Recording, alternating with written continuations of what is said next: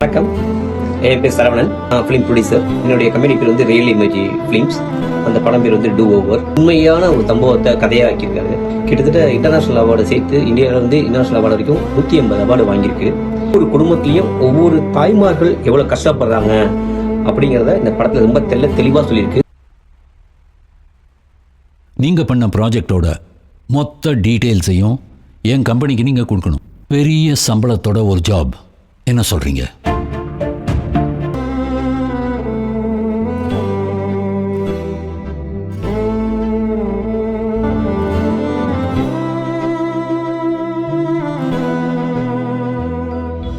மாய மெல்லணங்கே மாங்குழை